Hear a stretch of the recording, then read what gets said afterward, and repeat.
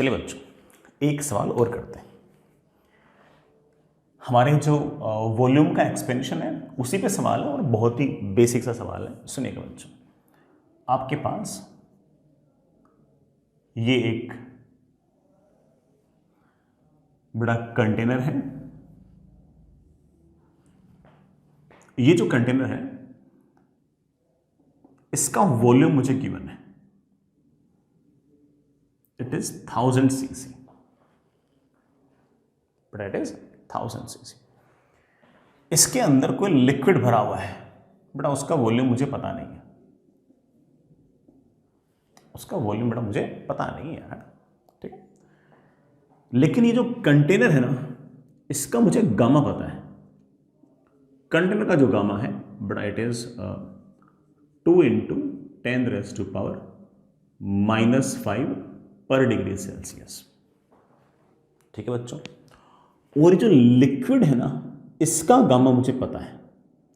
इसका गामा है बेटा 4 × 10⁻⁻4 पर डिग्री सेल्सियस।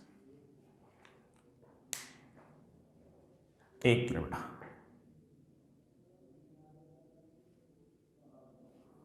4 नहीं बेटा, इसको 8 × 10⁻⁻5 लिख लो बेटा।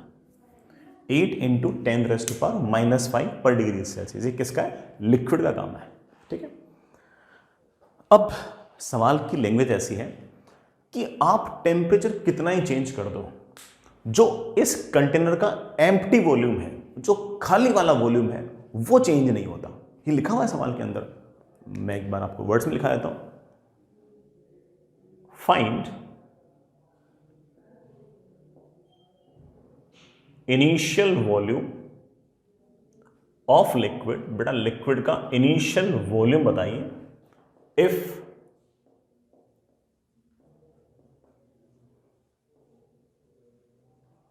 empty volume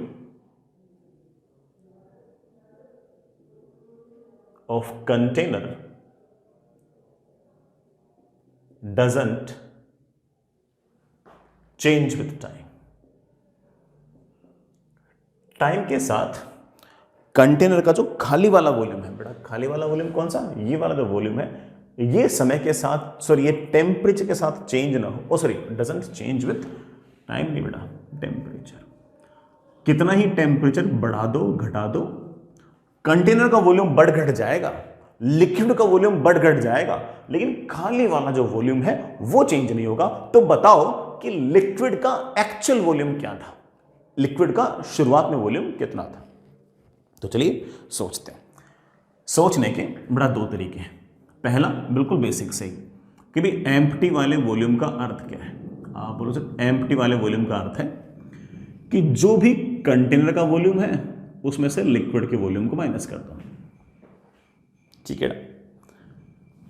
अगर मैंने डेल्टा टी टेम्परेचर इंक्रीज कर दिया तो कंटेनर का वॉल्यूम कुछ और हो जाएगा, लिक्विड का वॉल्यूम भी कुछ और हो जाएगा। कंटेनर का वॉल्यूम क्या हो जाएगा? कंटेनर का वॉल्यूम हो जाएगा initial volume 1000 cc into 1 + gamma of liquid into delta T minus किसी भी डेल्टा टी टेम्परेचर इंक्रीज करने के बाद लिक्विड का वॉल्यूम क्या हो जाएगा। अगर लिक्विड का इनिशियल वॉल्यूम VL था तो उसका हो जाएगा VL into 1 + gamma of liquid into delta T. Sorry बेटा, कंटेनर के वॉल्यूम में गामा C लगा देना। कंटेनर का वॉल्यूम किसी भी डेल्टा टी टेम्परेचर पर क्या होगा? 1000 cc into 1 + gamma of container into delta T. तो आपका जो एम्प्टी वॉल्यूम है उसको बड़े आराम से लिख सकता हूं, that is 1000 - VL into 1000 cc into gamma C minus VL into gamma L into delta T. यह आपका एम्प्टी वॉल्यूम है और आप चाहते हो कि ये जो एम्प्टी वॉल्यूम है ये टेम्परेचर के साथ वेरी ना करे।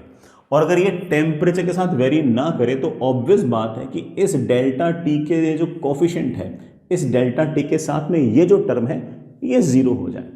क्योंकि अगर ये टर्म जीरो हो गई तो डेल्टा टी कितना ही हो, आपका जो एम्प्टी वॉल्यूम है वो फिक्स ही रहेगा। वो कितना रहेगा? 1000 - VL रहेगा। VL क्या है? लिक्विड का इनिशियल वॉल्यूम। तो आप चाहते हो कि ये वाले टर्म जीरो हो जाए, बेटा ये वाली टर्म जीरो करने के लिए आपको क्या करना पड़ेगा, आपको सिर्फ और सिर्फ इतना सा काम करना पड़ेगा, 1000 cc into gamma of container should be equal to initial volume of liquid into gamma of liquid. 1000 cc, cc मतलब बेटा centimetre cube, volume of container, बेटा कितना क्या वॉल्यूम ऑफ कंटेनर, बेटा volume of container, oh sorry ये gamma of container into gamma of container. But what is gamma of container? Gamma of container is 2 into 10 raised to power minus 5 divided by gamma of liquid. But gamma of liquid is 8 into 10 raised to power minus 5.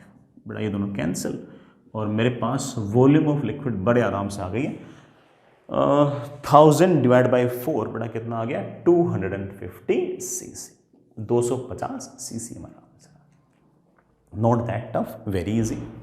लेकिन इसी बात को मेरे बच्चे एक तरीके से और सोच सकते थे, मैंने थोड़ा सा मैथमेटिकल किया, लेकिन मेरे बच्चे इस बात को एक तरीके से और सोच सकते थे कि सर अगर आपको एम्प्टी वाला वॉल्यूम उतना का उतना ही चाहिए तो एक काम करो कि डेल्टा टी टेम्परेचर इंक्रीज करने पर कंटेनर का जितना वॉल्यूम बढ़ेगा उतना ही वॉल्यूम अगर लिक्विड का बढ़ जाए, जितना वॉल्यूम कंटेनर का बढ़ा उतना ही वॉल्यूम अगर लिक्विड का बढ़ जाए तो ऑफकोर्स एम्प्टी वाला जो वॉल्यूम है वो तो पहले भी उतना ही था और बाद में उतना हो जाएगा। मान लो कि कंटेनर का वॉल्यूम 5 सेंटीमीटर क्यूब बढ़ा और लिक्विड का वॉल्यूम भी 5 सेंटीमीटर क्यूब बढ़ा, तो ऑब्वियस बात है कि एम्प्टी वाला जो वॉल्यूम है, जो खाली वाला वॉल्यूम है, तो पहले भी उतना ही था और अब भी उतना ही है। तो आप सीधा कह सकते हो कि सर ऐसा कर दो कि change in volume of container is equals to change in volume of liquid. Change in volume of container का फॉर्मूला क्या है, initial volume of container into gamma of container into delta T. Change in volume of liquid का मतलब क्या है, volume of liquid into gamma of liquid into delta T. Delta T cancel और हमारे पास बड़े आराम से आ गया, volume of liquid is volume of container into gamma of container upon gamma of liquid. But what is volume of container, 1000 cc. What is gamma of container? That is 2 into 10 raised to power minus 5 per degree Celsius divided by 8 into 10 raised to power minus 5 per degree Celsius. Per degree Celsius cancel, ये दोनों cancel, बड़ा answer comes out to be 250 cc. तो liquid का जो volume है बड़ा आपका 250 है, कंटेनर का वॉल्यूम बड़ा आपका 1000 cc है, एम्प्टी वॉल्यूम 750 cc है। और अगर ये वैल्यूज हैं तो बेटा तुम्हें टेम्परेचर बढ़ाना है बढ़ा लो, घटाना है घटा लो, एम्प्टी वाला वॉल्यूम तो हमेशा 750 सीसी ही रहेगा, ना उससे कम होगा ना उससे ज्यादा होगा। Fair enough. आगे चलते हैं, चलिए बच्चों आगे चलते हैं। हम लास्ट क्लास के अंदर ये देख रहे थे कि वॉल्यूम जो है वो किस तरीके से टेम्परेचर के साथ वेरी करता है।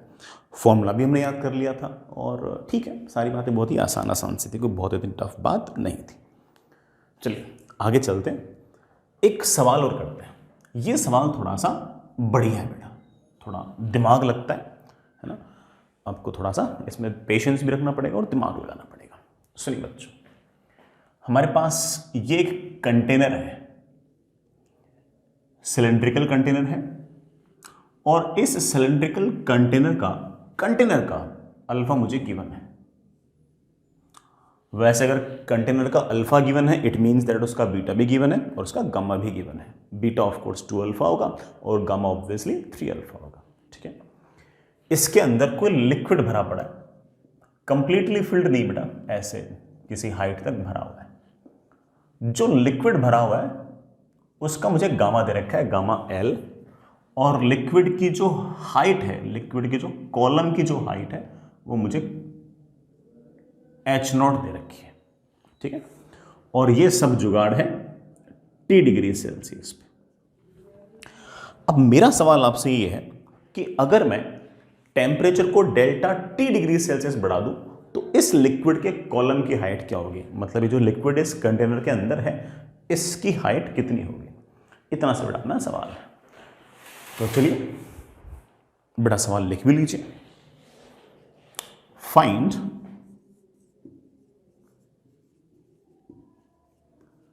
height of liquid column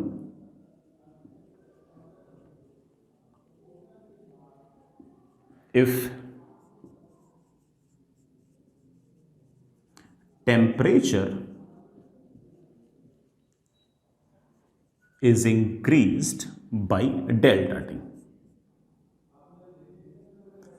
delta T degree Celsius अगर टेम्परेचर बढ़ा दें तो उस केस में बेटा कितनी हाइट होगी, ये बेटा अपना सवाल है, कर लेंगे यार। सुनिए बच्चों, नए वाले टेम्परेचर पर लेट से बेटा आपका कंटेनर ऐसा ऐसा है, पहले सिलेंड्रिकल कंटेनर था तो बाद में भी सिलेंड्रिकल कंटेनर ही होगा, ठीक है। और लिक्विड के जो कॉलम है उसकी हाइट बेटा मैंने एक बार के लिए h मान लिया, लेट से लिक्विड जो है उसकी हाइट है कैपिटल H। ये कैपिटल मुझे निकालना है, निकाल लेंगे। एक काम करो बेटा, ये जो सिलेंडर है इसका बेस एरिया एक बार ना A0 मान लो।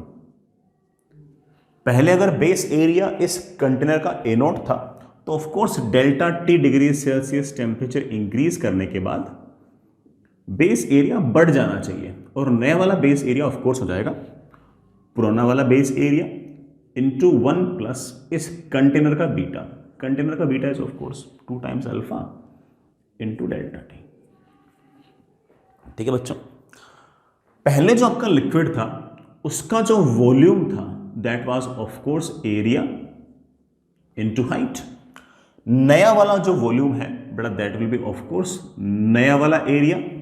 जो एरिया बेटा आपके सिलेंडर का है वही एरिया तो बेटा लिक्विड का है, एरिया इंटू हाइट। आप बड़े आराम से कह सकते हो कि नया वाला volume must be equals to पुराना वाला volume of liquid into 1 plus gamma delta T.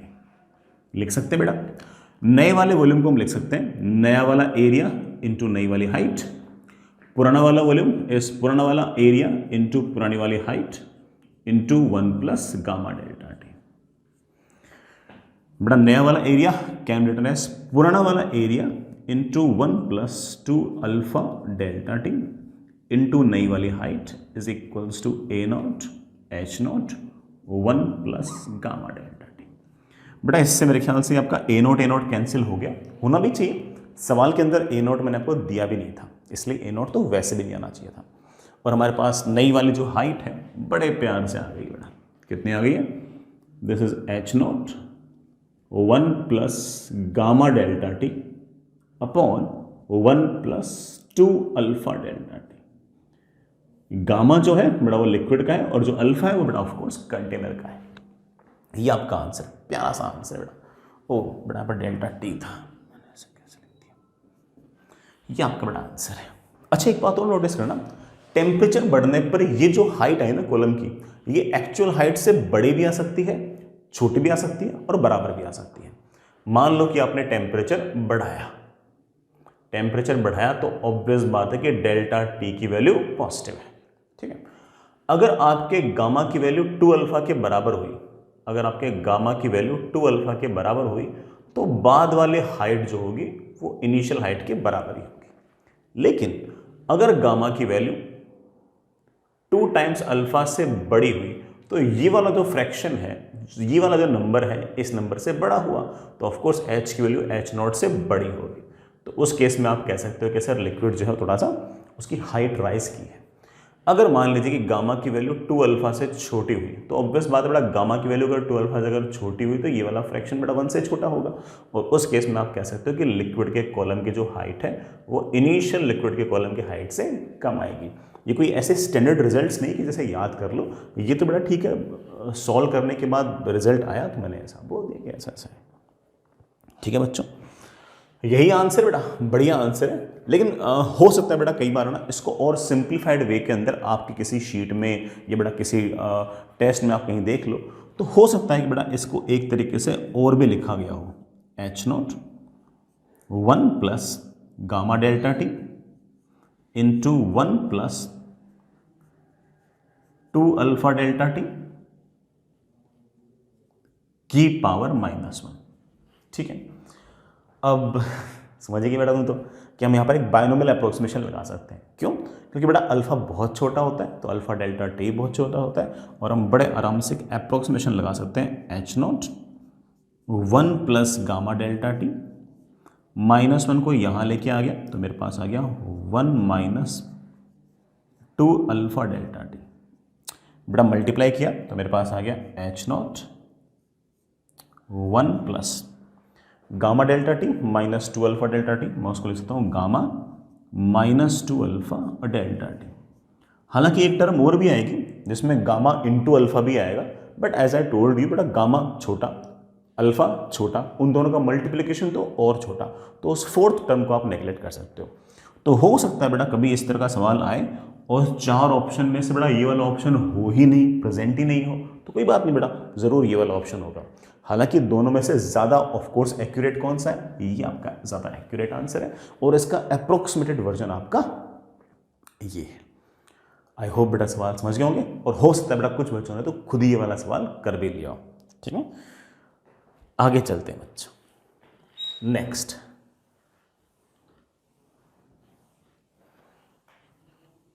आगे चलते हैं बेटा।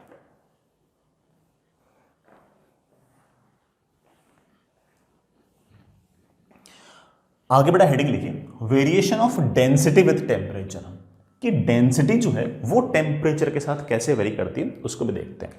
हेडिंग लिखना बच्चों, next is variation of density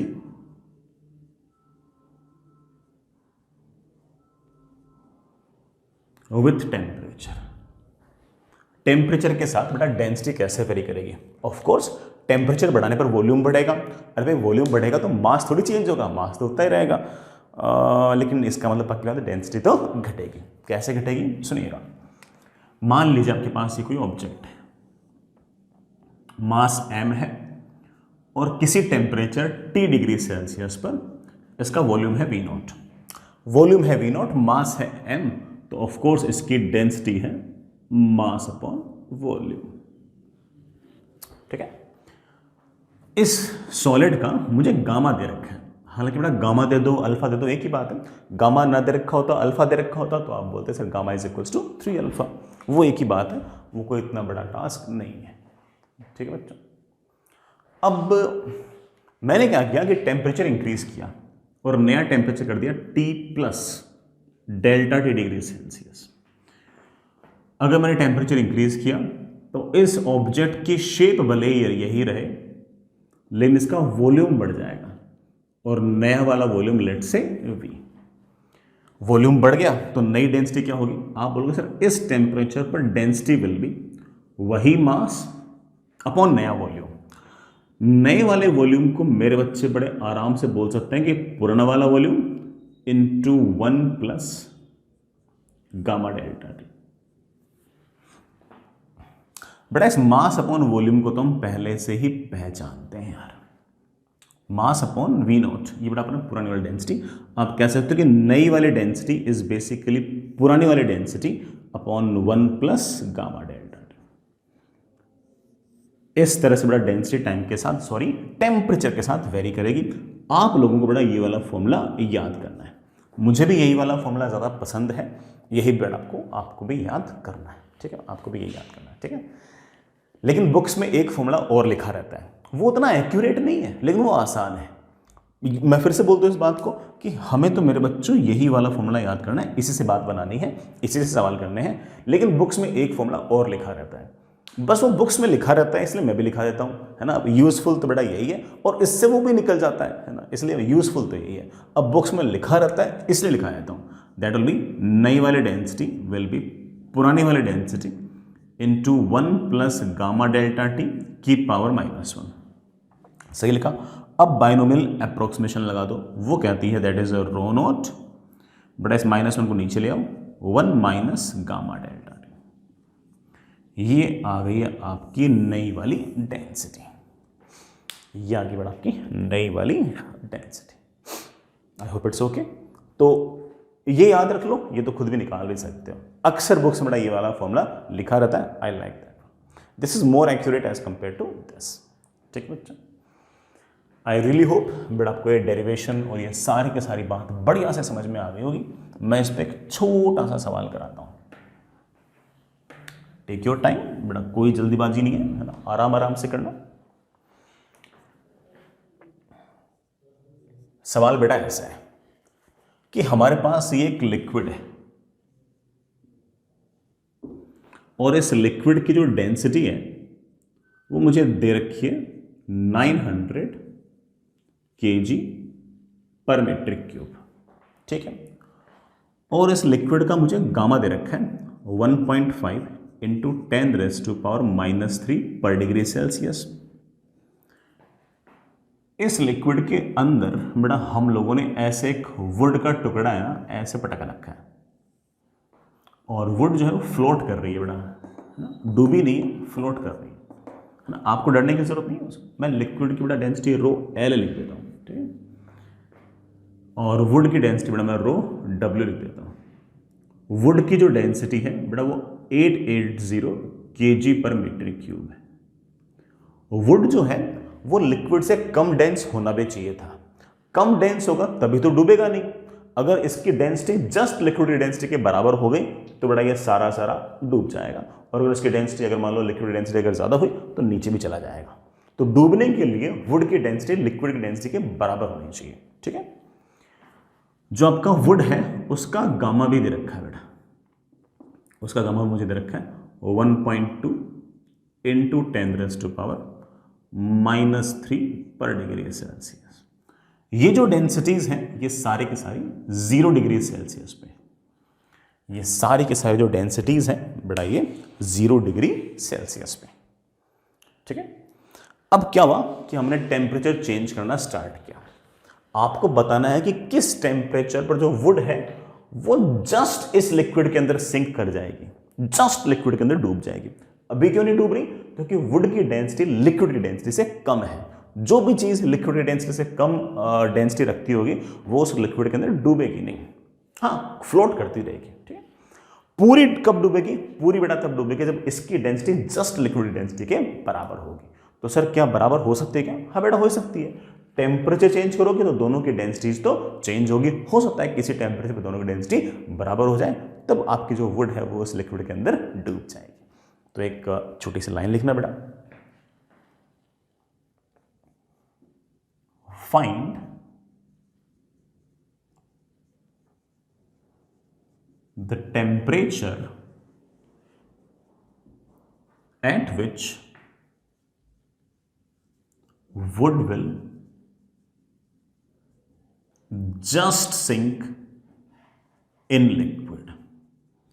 liquid के अंदर जस्ट सिंक करेगा, उस टाइम पर टेम्परेचर कितना होगा। तो चलिए सोचते हैं।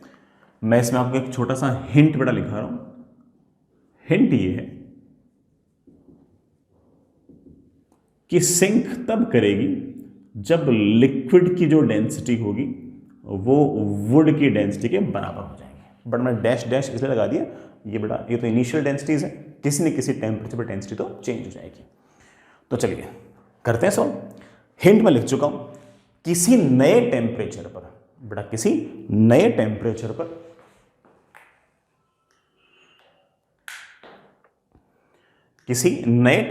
पर लिक्विड की जो नई डेंसिटी होगी वो होगी लिक्विड की पुरानी वाली density upon 1 plus gamma of liquid into delta T. Delta T is of course change in temperature.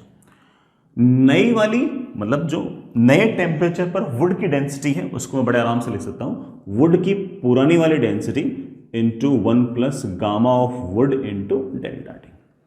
बेटा क्रॉस मल्टीप्लाई करना,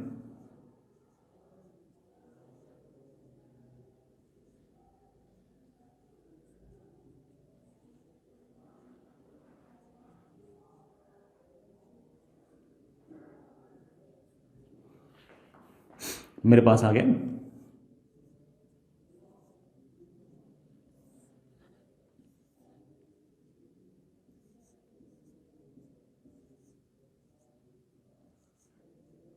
ये बेटा मेरा डेल्टा टी आ गया, ये बेटा मेरा डेल्टा टी आ गया।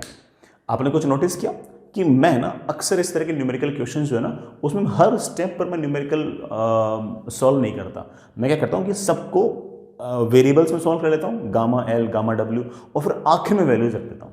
तो मुझे बार बार कैलकुलेशन करने की जरूरत नहीं पड़ती। अब आखिर में वैल्यूज रखनी है, रख देते हैं बेटा। रो एल कितना बेटा 900 SI यूनिट तो है बेटा, रो डब्ल्यू कितना है 880 डिवाइडेड बाई रो डब्ल्यू कितना है बेटा 880 इनटू गामा ऑफ लिक्विड कितना था 1.5 into 10⁻³ minus rho of liquid बेटा, रो ऑफ लिक्विड कितनी है 900 इंटू गामा ऑफ वुड बेटा, गामा ऑफ वुड कितना है 1.2 इंटू 10⁻³ बेटा, ऊपर तो 900 माइनस 880 कितना आ गया 20 इंटू 10⁻³ बेटा, ये 10⁻³ तो ऊपर चला गया, नीचे बेटा मेरे पास 880 इंटू 1.5, मैं कैलकुलेटर से कर लेता हूँ बेटा, ठीक क्या क्या है बेटा, हाँ पे से बोलना 880 इंटू 1.5 कितना है 1320, दिस इज 1320 माइनस 900 इंटू 1.2 बेटा, ये 1080,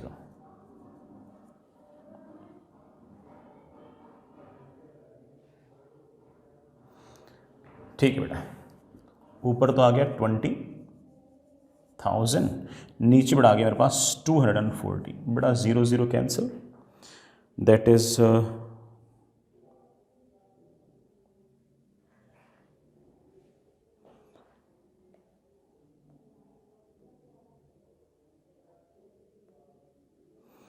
बेटा 83.33 आ गया होगा, 83.33, ये आपका डेल्टा टी आ गया होगा। और जैसे मैं बार बार बोलता हूँ बेटा, डेल्टा टी चाहे डिग्री सेल्सियस में हो चाहे केल्विन में हो, एक ही बात है, change in temperature in kelvin, change in temperature in degree Celsius will be same.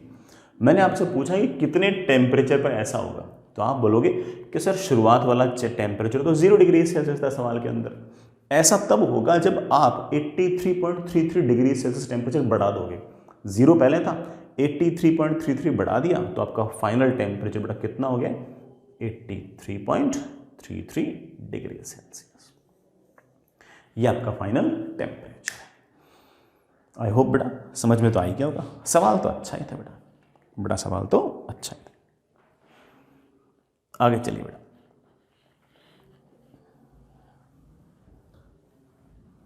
आगे चलिए बेटा, चलिए बच्चों आगे चलते हैं। Next is variation of buoyancy force with temperature. बेटा next is variation of buoyancy force with temperature.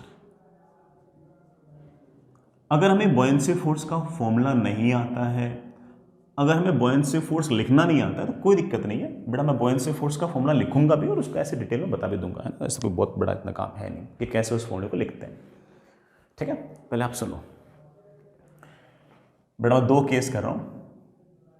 पहला केस 1, केस 1 में आपका जो सॉलिड है वो लिक्विड के अंदर कंप्लीटली सबमर्ज्ड है, पूरा डूबा हुआ है। सॉलिड इज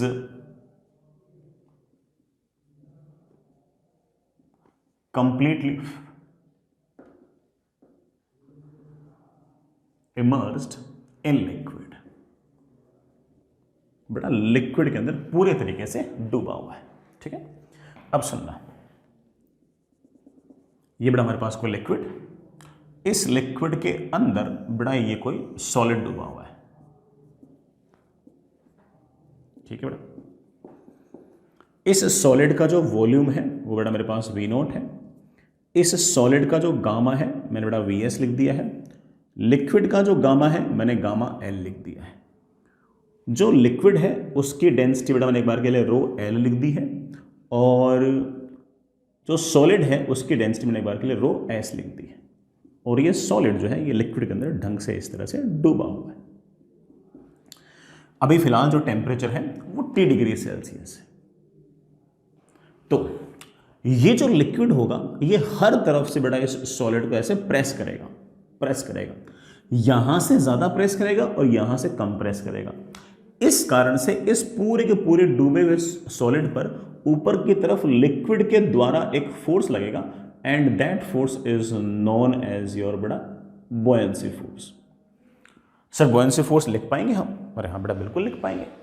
बॉयंसी फोर्स जो शुरुआत में लग रहा था मैं उसको एक बार के लिए एफ बी नॉट कह रहा हूं, और इसको लिखने के लिए मैं एक आर्किमिडीज का स्टेटमेंट यूज कर रहा हूं। That statement was like this, Archimedes said that कि ये जो सॉलिड है इस पर बॉयंसी फोर्स जो होगा उसकी वैल्यू इस सॉलिड ने कितने लिक्विड को डिस्प्लेस किया है उसके वेट के बराबर होगी। मतलब इस सॉलिड की जगह अगर लिक्विड होता तो उस लिक्विड का कितना mg होता, कितना उसका वेट होता, हमेशा जो बॉयंसी फोर्स होगा उसके बराबर होगा। It means that it should be equal to mass of liquid into G. Mass of liquid कौन सा? पूरा लिक्विड का मास नहीं, अगर लिक्विड इस सॉलिड की जगह होता तो उसका कितना मास होता। वेरी इजी सर, यहां पर अगर लिक्विड होता तो उसका मास कितना होता?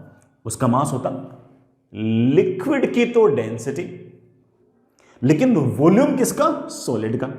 बेटा वॉल्यूम किसका? सॉलिड का, क्योंकि हम कौन से लिक्विड का मास निकाल रहे हैं? उस लिक्विड का जिस लिक्विड को इस सॉलिड ने डिस्प्लेस किया है। इस सॉलिड की जगह अगर लिक्विड होता तो उसका mg कितना होता? लिक्विड की डेंसिटी, वॉल्यूम बेटा ऑफ कोर्स ये वाला जिसे मैं लिख सकता हूं V नॉट, ये तो बड़ा मास हो गया इनटू g। ये बेटा अपना बॉयंसी फोर्स आ गया शुरुआत में, ये बेटा बॉयंसी फोर्स बिल्कुल शुरुआत में आ गया। बाद में क्या हुआ? बाद में आपने temperature T plus delta T degree Celsius कर दिया। बड़ा टेम्परेचर आपने चेंज कर दिया। टेम्परेचर चेंज कर दोगे तो ऑफ कोर्स बड़ा बॉयंसी फोर्स भी चेंज हो जाएगा। सर कैसे चेंज हो जाएगा? बड़ा ऐसे चेंज हो जाएगा कि अब ऑफ कोर्स इसका सॉलिड का वॉल्यूम जो है वो बढ़ेगा। अगर मैं टेम्परेचर बढ़ाऊंगा तो इस सॉलिड का वॉल्यूम बढ़ेगा और लिक्विड की जो डेंसिटी है वो घटेगी। तो इन दोनों का मल्टीप्लिकेशन बड़ा बढ़ भी सकता है, घट भी सकता है, डिपेंडिंग ऑन देयर वैल्यूज। तो अब हमारा फॉर्मूला हल्का सा चेंज हो गया। अब हमारा फॉर्मूला तो वही रहा, वैल्यूज चेंज हो गई। अब बॉयंसी फोर्स क्या होगा? लिक्विड की तो डेंसिटी नई वाली, वॉल्यूम किसका? सॉलिड का नया वाला इनटू जी। ठीक है ना? नई वाली लिक्विड की डेंसिटी, इस टेम्परेचर पर लिक्विड की क्या डेंसिटी है वो लिखो, इस टेम्परेचर पर सॉलिड का वॉल्यूम क्या है वो लिखो। जी तो बड़ा ऑफ कोर्स उतना नहीं रहेगा, ऐसा थोड़ी कि टेम्परेचर बढ़ने पर जी चेंज हो जाएगा। नए वाले बॉयंसी फोर्स को बड़े आराम से लिख सकता हूं। लिक्विड की नई वाली डेंसिटी क्या होगी? आप बोलोगे सर लिक्विड की पुरानी वाली density upon 1 plus gamma of liquid into delta T. ये तो फॉर्मूला सिखाया था बेटा मैंने आपको। आ गया चलो बेटा, सॉलिड का नया वाला वॉल्यूम क्या होगा? सॉलिड का पुराना वाला volume into 1 plus gamma of solid into delta T.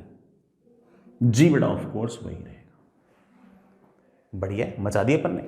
अब जरा इस बात को नोट करना बेटा कि ये क्या लिखा हुआ है।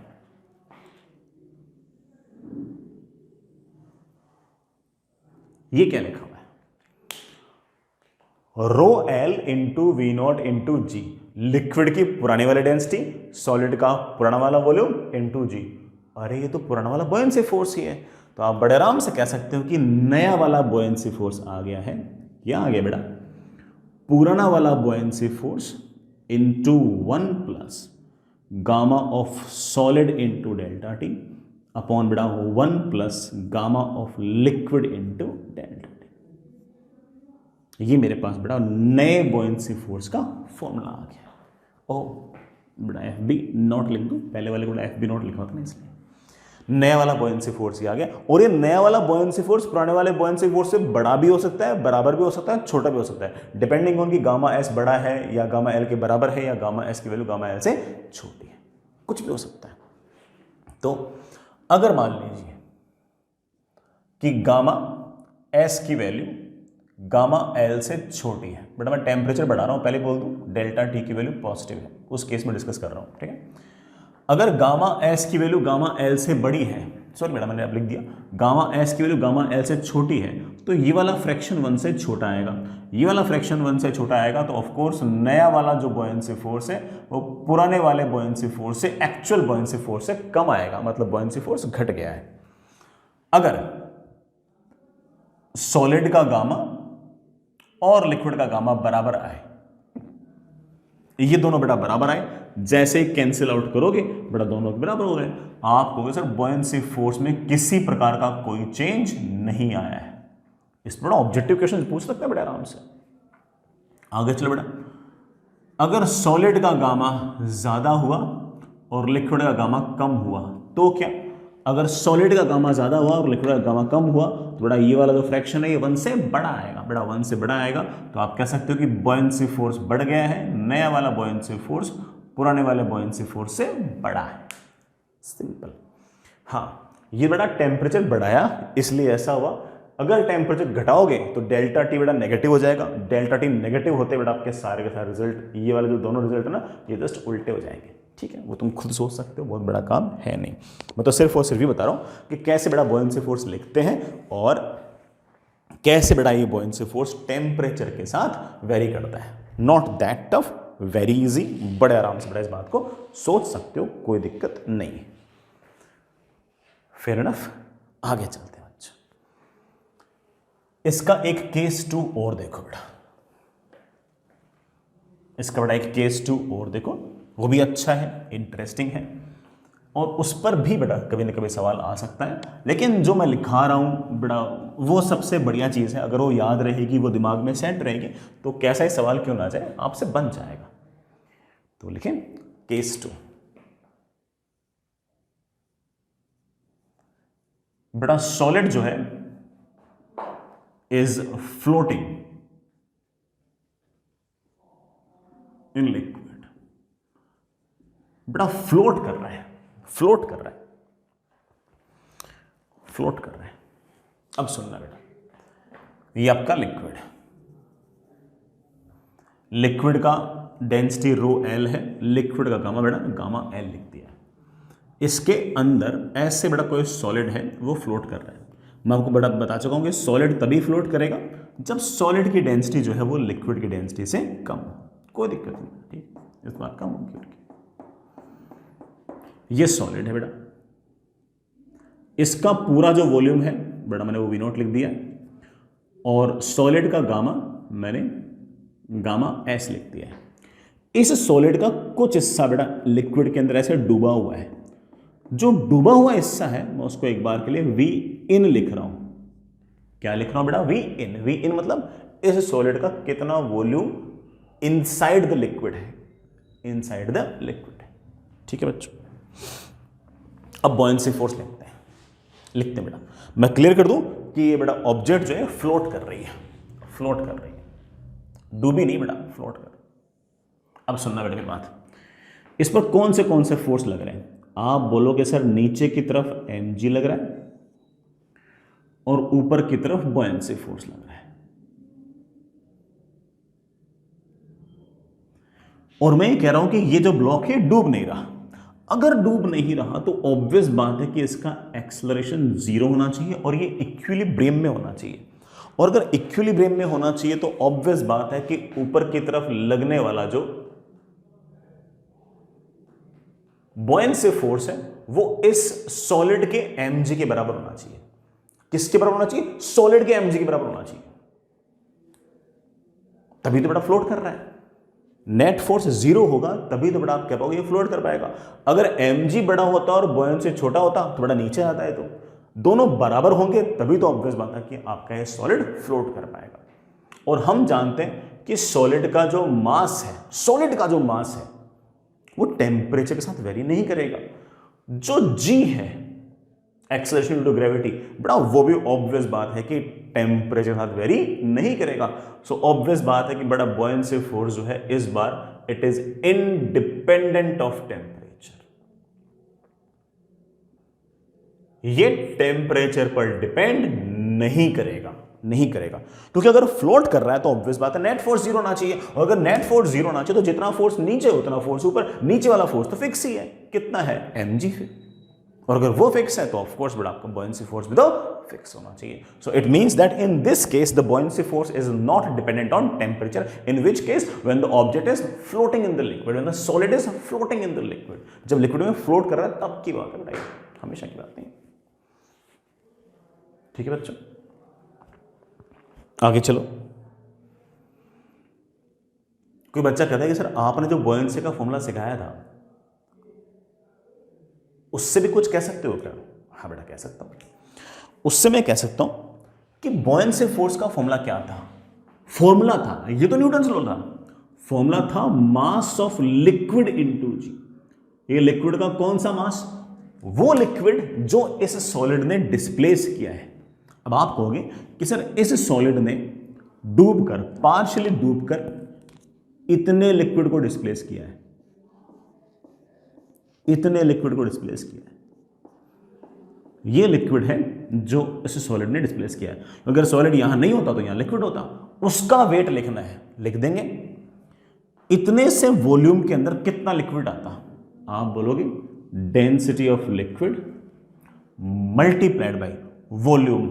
सॉलिड का पूरा वॉल्यूम नहीं बेटा, सॉलिड का सिर्फ और सिर्फ वो वाला वॉल्यूम जो अंदर डूबा हुआ है, इंटू वी इंटू जी. ये buoyancy force है.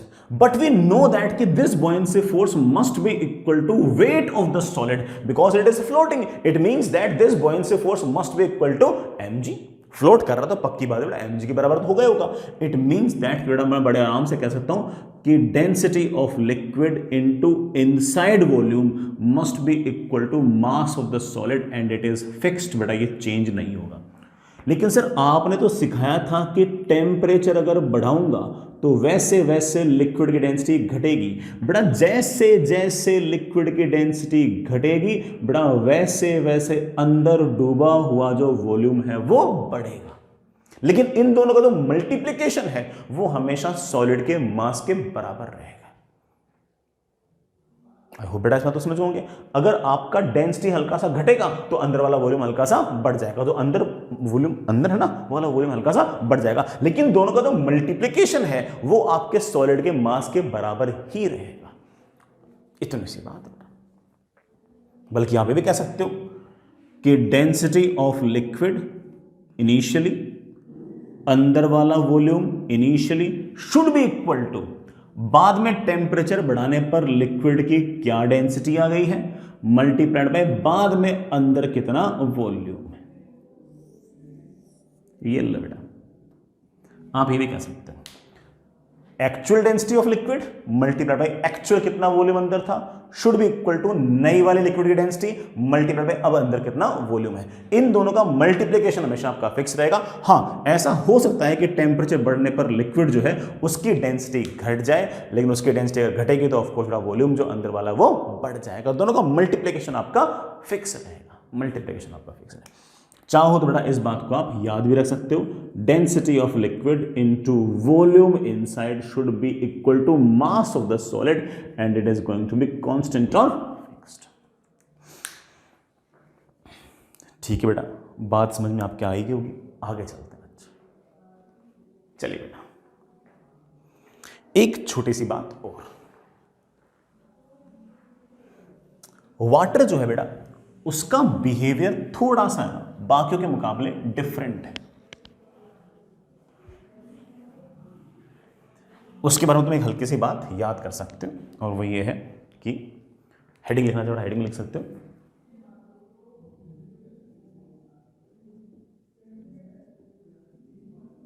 Variation of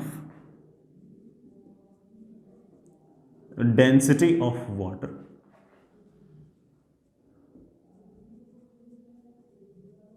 with temperature.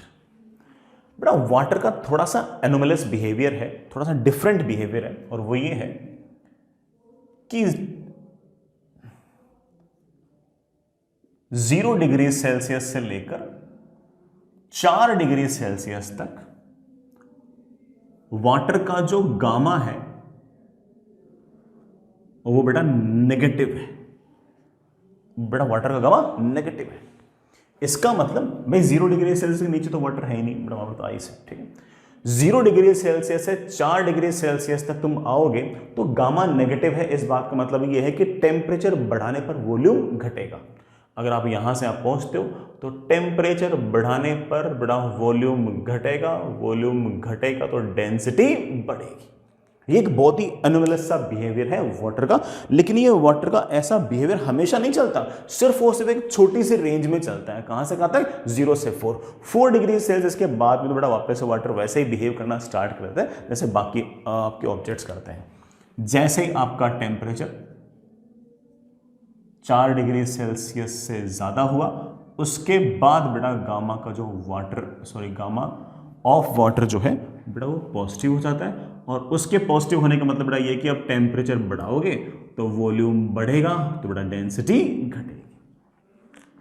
तो इसका मतलब अगर मैं वाटर का टेम्परेचर 0 से लेकर 100 डिग्री सेल्सियस तक अगर वेरी कराऊं तो 0 से लेकर 4 डिग्री सेल्सियस तक तो बेटा डेंसिटी बढ़ेगी और उसके बाद डेंसिटी घटेगी। It means that water is most dense at 4 degree Celsius. बेटा water is most dense at 4 degree Celsius. Water is most dense not at 0 degree Celsius but at 4 degree Celsius. बड़ा 4 degree Celsius पर आपका जो पानी है वो सबसे ज़्यादा भारी होगा। तो मैं ऐसा कह सकता हूं कि अगर मुझे कोई डेंसिटी ऑफ वाटर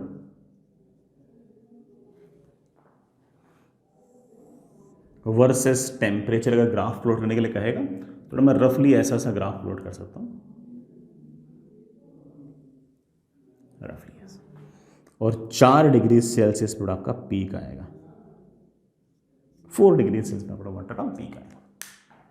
तो 0 से लेकर 4 डिग्री सेल्सियस तक डेंसिटी बढ़ती है, उसका डेंसिटी घटती है। तो water is most dense at 4 degree Celsius. मैं ऐसा नहीं कह रहा कि बेटा सारे के सारे दुनिया भर के मैटर ऐसा करते हैं, सिर्फ और सिर्फ वाटर के लिए ऐसा कह रहा हूँ, बाकी तो ठीक है बेटा, उनका बाकियों का बिहेवियर तो सिंपल सा ही है, सिर्फ और सिर्फ वाटर के लिए ही इतनी सारी कहानी है, बाकी तो बेटा सब सेम है। आगे चलिए बच्चों, नेक्स्ट बेटा हेडिंग लिखिए bimetallic strip. Bi means two, bimetallic strip. सुनिए बच्चों, मैं भी लिख रहा हूं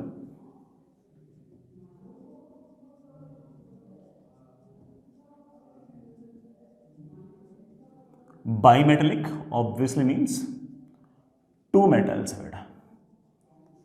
2 मेटल्स से मैं एक स्ट्रिप बना रहा हूं, कैसे सुनना बेटा। ये हमारे पास एक मेटल की एक तरह से बेटा स्ट्रिप है, इस तरह से, ठीक है, और इसकी लेंथ L0 है बेटा, इसकी थिकनेस लेट से D है। इसका मान लीजिए कि coefficient of linear expansion alpha 1 है, ठीक है। इसको एक दूसरी मेटलिक स्ट्रिप के साथ वेल्डिंग कर दो। वेल्डिंग करने में बड़ा मेरे ख्याल से आप लोग जब IIT चले जाओगे, NIT चले जाओगे, तब आप वेल्डिंग सीख भी लोगे कि ना ये जो नीचे वाली जो सरफेस है इसको एक इलेक्ट्रिकल आर्क से बड़ा गर्म करते हैं। इलेक्ट्रिकल आर्क से गर्म करोगे तो ये हल्की सी पिघल जाएगी। ऐसी एक बाईमेटेलिक स्ट्रिप और लूंगा, उसके ऊपर वाले फेस पर बड़ा अगेन इलेक्ट्रिक आर्क से हल्का सा पिघल जाएगा। जैसे पिघल जाएगा दोनों को बड़ा हम ऐसे जोड़ देंगे और थोड़ी देर के लिए सूखने के लिए छोड़ देंगे। जैसे ही सूखने के लिए छोड़ दोगे बड़ा वैसे ही थोड़े टाइम के अंदर ये जो रीजन है ये वेल्ड हो जाएगा, ये बड़ा वेल्ड हो जाएगा, इसकी वेल्डिंग हो गई, ये चिपक गए बड़ा, भी ये चिपक गए ऐसे। इसकी लेंथ भी बेटा L0 है और बेटा इसका coefficient of linear expansion alpha 2 है, इसकी थिकनेस भी D है। अब मैंने क्या किया, मैंने इस पूरे के पूरे अरेंजमेंट का मान लीजिए कि डेल्टा T टेम्परेचर इंक्रीज किया। डेल्टा T टेम्परेचर अगर इंक्रीज करूंगा तो ऑफ कोर्स दोनों रोड की लेंथ बढ़ेगी। लेकिन मान लीजिए लेट्स से कि अल्फा 1 की वैल्यू जो है वो अल्फा 2 से बड़ी है, तो ऑब्वियस बात है कि ये वाले जो रॉड है इसकी लेंथ ज्यादा बढ़नी चाहिए, इसकी लेंथ कम बढ़नी चाहिए। बढ़नी दोनों की चाहिए, लेकिन इसकी ज्यादा बढ़नी चाहिए, इसकी कम बढ़नी चाहिए। और वेल्डिंग टूटनी नहीं चाहिए। भाई ये तो एक बहुत ही मजबूत जोड़ है, ये नहीं टूटना चाहिए, हमने वेल्डिंग की इसलिए, ऐसा तो नहीं कि हमने को धागे से बांध दिया हो, हमने वेल्डिंग की है इसलिए कि बेटा ये वाला रास्ता ना टूटे, ये बीच वाली जगह ना टूटे, और इसकी लेंथ ज्यादा बढ़नी चाहिए और इसकी लेंथ कम बढ़नी चाहिए। तो बिना टूटे इसकी लेंथ कैसे बढ़ सकती है और इसकी लेंथ ज्यादा कैसे बढ़ सकती है और इसकी लेंथ कम कैसे बढ़ सकती है? तो होगा क्या कि आपके जो सारे के सारे जो वेल्ड है, जो बाईमेटेलिक स्ट्रिप है, ये ऐसा आर्क शेप बना लेगी। तो ऑफ कोर्स जो दूर वाला जो होगा ना उसकी लेंथ ज्यादा होगी, जो ऐसे बेटा आर्क में नजदीक होगा उसकी लेंथ कम होगी। तो अल्फा 1 वाले जो साइड है वो दूर वाला बना लेगी ऐसे, और ये अल्फा 2 वाला ऐसे आ जाएगी। तो इसकी लेंथ कम होगी और इसकी लेंथ ज्यादा होगी। तो अगर आपके अल्फा 1 अल्फा 2 डिफरेंट हुए, क्या बेटा, अल्फा 1 अल्फा 2 डिफरेंट हुए, तो उस केस के अंदर इस तरह का अरेंजमेंट आपका आ जाएगा। तो चलिए बच्चों, मैं उसका एक डायग्राम बनाता हूं। मैं ऐसा मान रहा हूं कि अल्फा 1 की जो वैल्यू है बड़ा वो अल्फा 2 से बड़ी है, मैं बड़ी मान रहा हूं, और ऐसे कारण से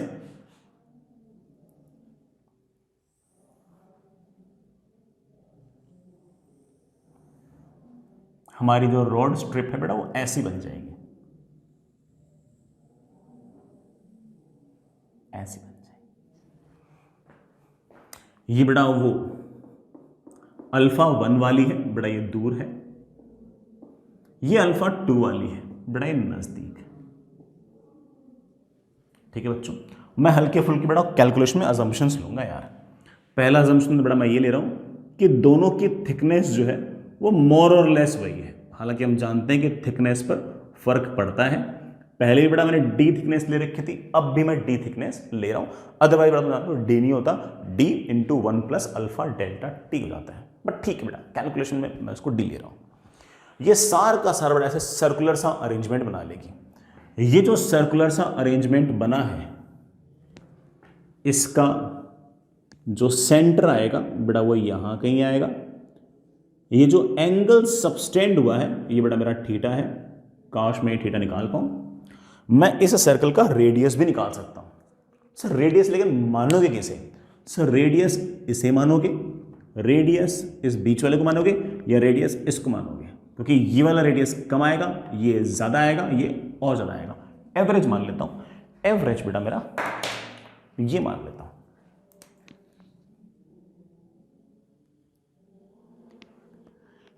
जो आर्क बना है उसके रेडियस को मैंने ऐसे आर मान लिया। Fair enough. अब सुनना बेटा, अब ये जो रॉड है इसकी लेंथ पहले एल नोट थी, अब एल नोट नहीं है, अब इसकी लेंथ है L note 1 plus alpha 1 delta T. लेकिन अब मेरे बच्चे बोलेंगे सर ये लेंथ है किसकी? मैं कहूंगा बेटा इस रोड की। लेकिन आप बोलो सर इस रोड की तो है, लेकिन इस रोड के अंदर भी इस हिस्से की लेंथ ज्यादा है और इस हिस्से की लेंथ कम है।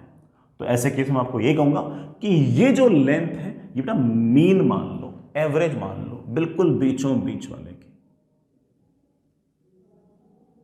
बिल्कुल बीचों बीच वाले। ये जो लेंथ है बेटा बिल्कुल बीचों बीच वाला मान लो, और जो बीचों बीच वाला है ये बेटा यहां से कितना दूर है? तो मेरे बच्चे घर से बैठे बैठे चिल्ला चिल्ला के बोल रहा हूं कि सर ये होगा R plus D by two. यही बोल रहे हैं ना बेटा, R plus D by two. तो आप बड़े आराम से कह सकते हो कि sir radius of this arc is R plus D by two, of course the mean radius, multiplied with this angle theta should give us the arc length. और आर्क लेंथ है कितनी? पुरानी वाली length into 1 plus alpha 1 delta T. This is my equation number 1। ये तो ना हमने बाहर वाले के लिए लिख दिया। अब ऐसा एक काम हम एक बार के लिए अंदर वाली रोड का भी करते हैं। ये जो अंदर वाली रोड है, ये जो बड़ा रोड है, इसकी लेंथ भी बड़ी है। इसकी लेंथ अब तो एल नोट नहीं है, इसकी लेंथ होगी of course L note 1 plus alpha 2 delta T. Of course alpha 2 छोटा था तो इसकी लेंथ कम बढ़ी, लेकिन बड़ी तो है। लेकिन सर ये लेंथ है किसकी? कौन से वाले हिस्से की लेंथ है ये? क्योंकि सर अगर ये आर्क बना लिया है तो मैं इतनी तो मैथमेटिक्स जानता ही हूं कि ये वाली लंबाई ज्यादा होगी, ये वाली लंबाई कम होगी। कौन सी लेंथ है ये? बेटा ये लेंथ मान लो आप एवरेज, एवरेज आएगा बिल्कुल बीचों बीच।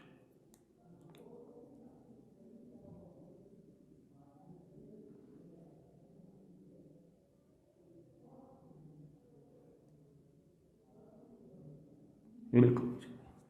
जब मैंने कहा बिल्कुल बीचों बीच, तो इस आर्क का रेडियस क्या लिख सकते हो? पूरा रेडियस यहां से तक आर था, उसमें से d/2 घटा दो, तो this radius is basically R minus d/2। This is बेटा आर माइनस d/2। हम बड़े आराम से लिख सकते हैं, छोटी सी तो मैथमेटिक्स है, कि radius is R minus d/2 multiplied by the angle should be equal to the arc length, and we know that कि this arc length is L naught 1 plus alpha 2 delta t. This is my equation number 2. बड़ा मेरे पास equation number. अब मुझे सवाल में एक तो बड़ा आर निकालना था कि ये जो पूरी की पूरी बाईमेटालिक स्ट्रिप की जो आर्क बनी है उसका रेडियस ऑफ कर्वेचर क्या होगा, और दूसरा उसने कितना एंगल सबटेंड किया। ये दो चीजें मेरे को निकालनी है। सर कैसे निकालूं? बेटा डिवाइड कर दे। डिवाइड करते ही तेरा थीटा तो गायब, आर आ जाएगा, है कि नहीं? उस आर को किसी इक्वेशन में पुट कर देंगे तो थीटा भी आ जाएगा। चलिए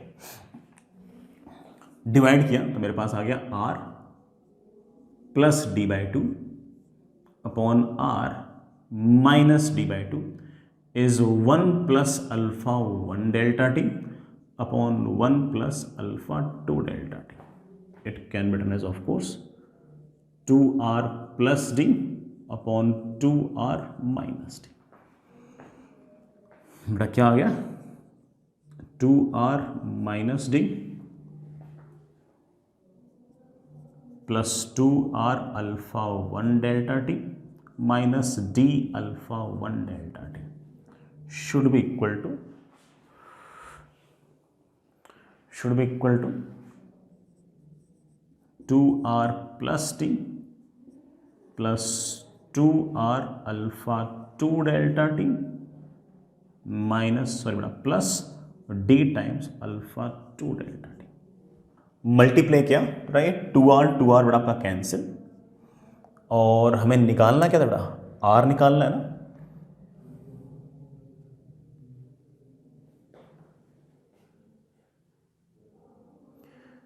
ठीक है बेटा, ये बेटा आपकी आर की टर्म्स है।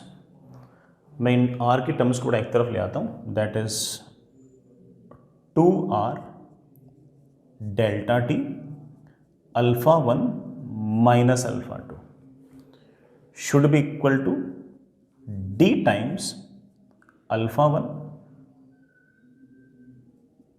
Plus alpha 2 delta T plus 2d। सही लिखा बेटा? हमारे पास बेटा r की वैल्यू आ गई, d times alpha 1 plus alpha 2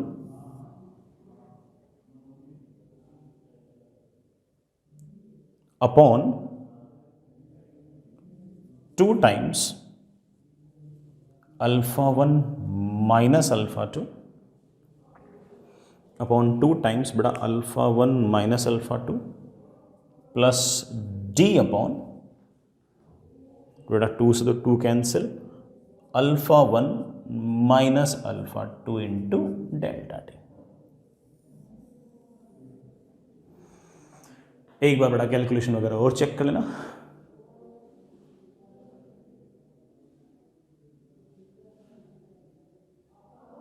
ठीक है, ये आपका बड़ा आंसर है।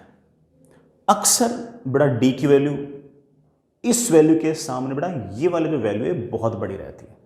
इस वैल्यू के सामने बड़ा ये वाली वैल्यू काफी बड़ी रहती है, क्योंकि इसमें ऊपर अल्फा 1 प्लस अल्फा 2 है बड़ा, इसमें ऊपर अल्फा 1 प्लस अल्फा 2 नहीं है, बट नीचे तो अल्फा 1 माइनस अल्फा 2 है ही है। डेल्टा टी बड़ा ठीक है, वो यहाँ पर अल्फा 1 प्लस अल्फा 2 ऊपर है, यहाँ पर अल्फा 1 प्लस अल्फा 2 ऊपर नहीं है, तो इस वैल्यू के सामने ये वाली वैल्यू ठीक ठाक बड़ी होती है।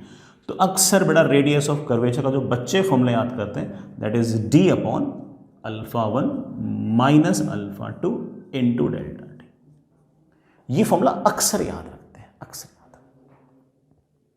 ये बड़ा आपका रेडियस ऑफ कर्वेचर का फॉर्मूला, बाईमेटालिक स्ट्रिप का जो रेडियस ऑफ कर्वेचर आएगा वो ऐसा आएगा। सर मुझे थीटा याद करना है। बेटा थीटा अगर याद करना है तो मेरे ख्याल से बेटा इस आर को उठा के वहां रख भी सकते हो, और बेटा मेरे ख्याल से इक्वेशंस को माइनस करने से भी बात तो बन जाएगी यार, बड़ा माइनस करने से भी बात तो बन जाएगी। अगर मैं इक्वेशन 1 में से इक्वेशन 2 को माइनस करूं बड़ा, तब भी हमारा थीटा तो आ ही जाएगा हल्का फुल्का तो। चलिए बच्चों, इक्वेशन 1 में से बड़ा इक्वेशन 2 को माइनस करो, R theta minus R theta, ठीक है बेटा, D by two theta minus minus D by two theta, बेटा कितना आ गया, D theta should be equal to L not, बेटा आपका कॉमन आ गया alpha 1 minus alpha 2 into delta T. हमारे पास थीटा की बेटा वैल्यू आ गई है, that is L not alpha 1 minus alpha 2 delta T upon theta, sorry upon D. ये बेटा आपका एंगल सबस्टेंडेड आ गया कि एंगल कितना सबस्टेंड होगा। तो बाइमेटेलिक स्ट्रिप के अंदर अगर आप याद रखना चाहो बेटा, एक रेडियस का फॉर्मूला और एक इस एंगल का फॉर्मूला याद रख सकते हो, और सारी की सारी इसके पीछे की थ्योरी बेटा मेरे ख्याल से आपको समझ में आई गई होगी आसानी से। आगे चलो।